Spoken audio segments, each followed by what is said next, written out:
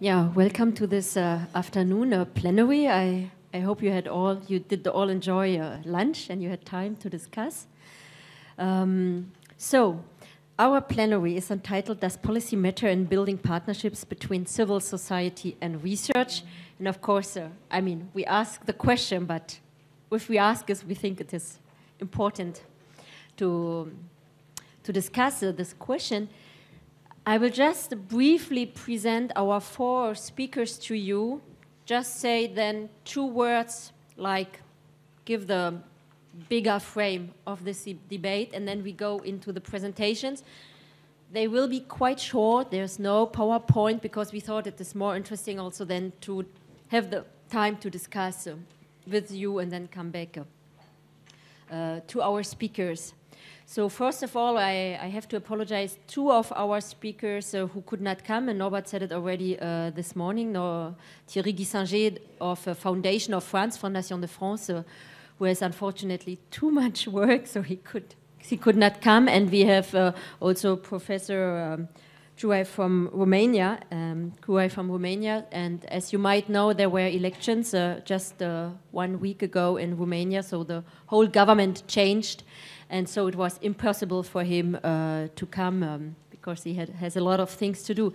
So we are very happy that we have our 4 others speakers. So on the very left we have Rajesh Tandon, that parts of you might already know also from our Living Knowledge conference we had in Paris a few years ago. And Rajesh is the founder of the Indian Society Participatory Research in Asia. The society exists now since 30 years. He is still at the head of it, still fighting to come into reality, but maybe he can tell you a few words more.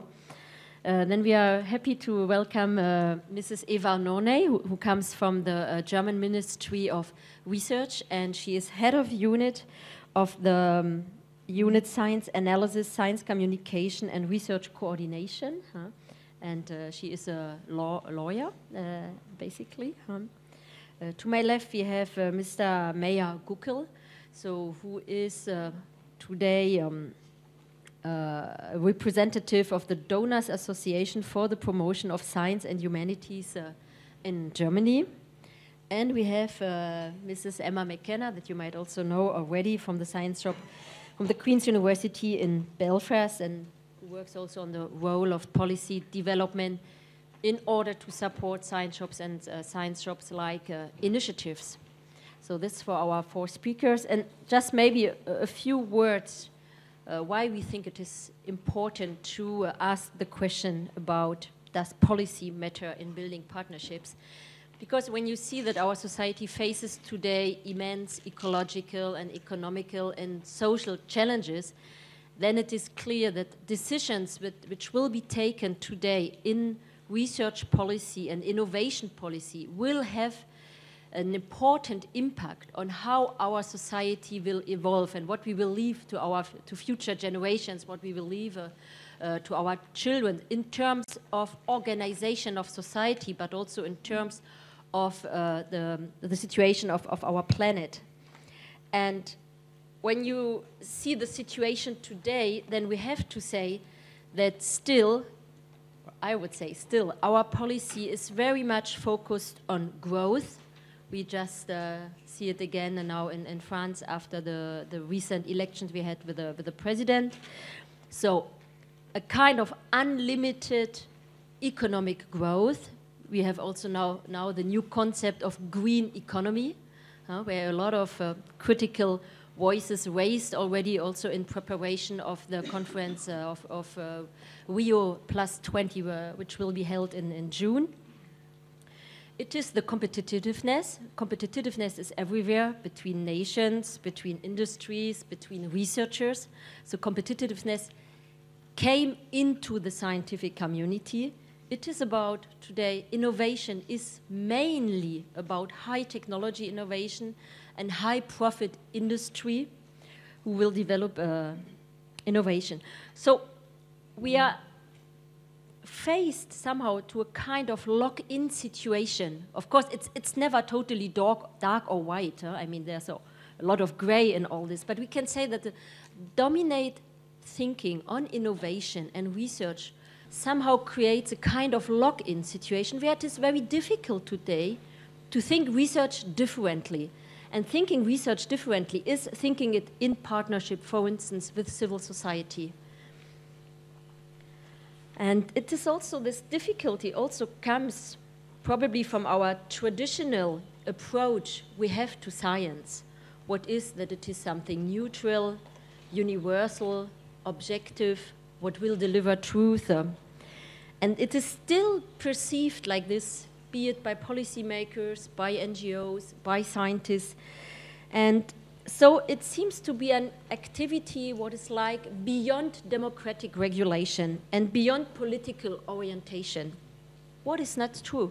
But it makes it is very difficult to discuss this today and to make this come in certain circles and to push this, this reflection. So I think we have a lot to say about this policy aspect of building partnerships. So I would like to start with Emma to my right. So the floor is yours. Thank you, Claudia. I was going to start just by telling you a little bit about what we do in the Science Shop in Queen's University in Belfast. We've been in existence now for about 20 years, and we work across all faculties in the university. In practice, we would have a focus on social and environmental science. And our regular Science Shop work would involve working with students to carry out research projects on behalf of community organisations.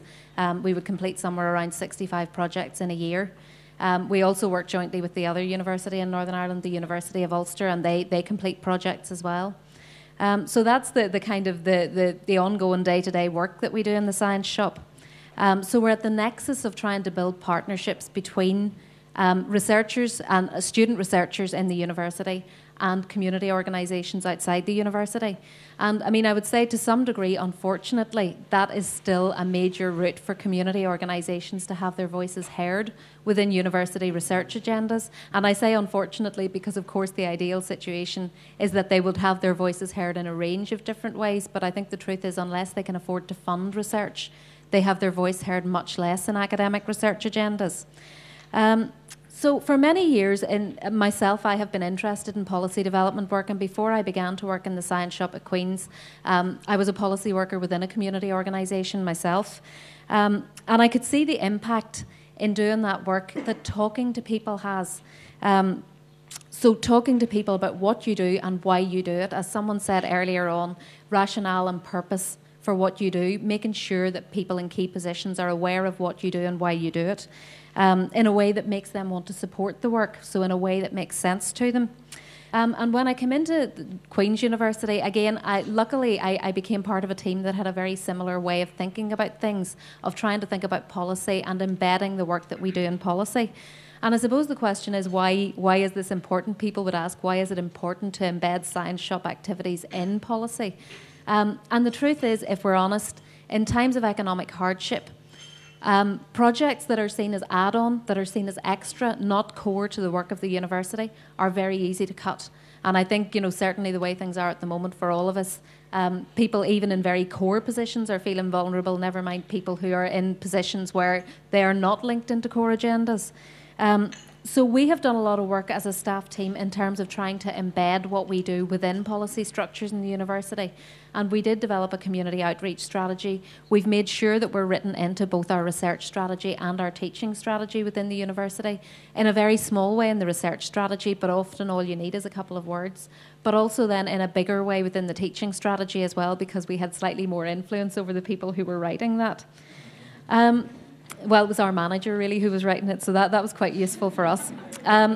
So, I mean, we're working within the university to develop policy, to talk to kind of senior managers in the university, but we're also working outside the university. And, I mean, this is where some of the work that we've done as part of the European Commission funded projects has been very, very valuable to us, because being able to go back into the university and say the European Commission is supporting this work has really made a huge difference in terms of how it has been accepted and embedded within the university. But also working with CSOs outside the university, because sometimes people asking questions from outside, even if we ask them inside, people don't hear. If someone from outside asks, they hear the question in a different way, and particularly if it's a policymaker or a funder asking the questions, people in the university listen very, very much more. So I guess those are the ways that we are kind of trying to work on policy development ourselves. So when Henk asked whether there was something we wanted to do as part of a European project, whether there was something that we were interested in, we decided that we wanted to do something around policy development, particularly to try to support other community-based research and science shop initiatives, new science shops who are trying to get their initiative going. What we wanted was to try and give them a range of tools and ways that they could make policy interventions to try and support and embed their work. And often this is a challenge for people, you know, certainly as one of our colleagues in the work package said, it's asking people to play chess on several different boards at once, because you're trying to work at the level of getting projects going, but you're also trying to work at a senior level in your university and then outside your university as well. But for science shops to succeed and to continue playing a role, we think that policy development work is vital. And we've developed a series of suggestions for how people might go about doing this, and they're on the website, but also we'll be doing a workshop on Friday afternoon with my other colleagues in the project, actually, where we'll be trying to talk to people about how to do policy development and encourage them to think about it themselves in their own context and give them some tools to do it. I'm saying this, and it's the first time we've ever done this workshop, so it's going to be a pilot for us and a bit of an experiment, but we're very much looking forward to it. Our goal within this work has been to support science shops, but also then on another part of work we have been talking to funders, research funders, to look at where there's policy to enable CSOs to carry out pieces of research with community organisations and be with academic researchers and be funded for it. We are doing a piece of work within the UK and Republic of Ireland looking at that, and then our colleagues in Bonn, if the conference and the organising of the conference doesn't finish them off entirely, are going to roll that out across the rest of Europe. And in the UK, actually, we're finding that the picture is quite positive in terms of CSOs having opportunities to be involved in research. There's a focus in the UK in terms of impact with research, partly being driven because there are questions from politicians and from the public more generally about what is the value of the university in times of economic hardship, but also because really the research funders themselves are seeing the need to be engaged and to demonstrate the value of academic research. So still the main applicants for research grants must be academic researchers, but partnerships are not only open now, but they're very much encouraged. The focus is still on research excellence, but then excellence with impact as well. So it's hard to know where this is going yet, because many of the grants are still midstream, but the fact that CSOs are kind of written in to some degree into those policies, I think, is a really positive thing. So in effect, it's partly pressure from government that are making funders do this, but also there's been a drive within the UK government, obviously, to link to CSOs as well and to build big society, as they're calling it now. So really, there are those changes going on in the UK, which is nice to hear. Just on a concluding note, I would say that for me, very much policy matters.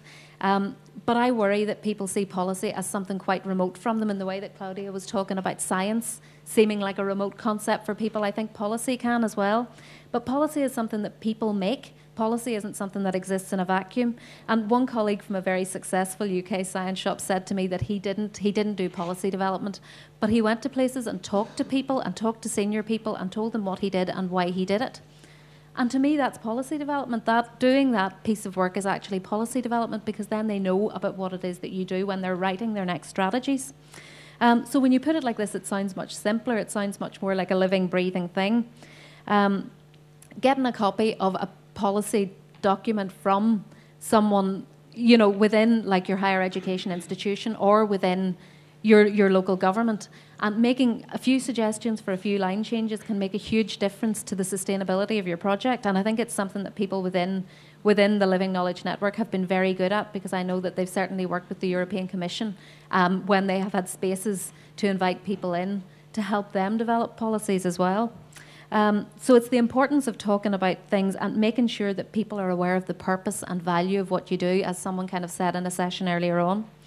So this is why policy matters in building partnerships between CSOs and research, in my own view.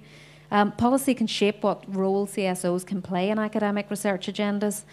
The overall goal of PARARIS is to upstream CSO research questions into research institutes and HEIs, but for this to happen, policy must be in place to support it, alongside all of the other interventions that people can make. So I would say that policy matters, but probably talking to people matters much more in making policy than you would think.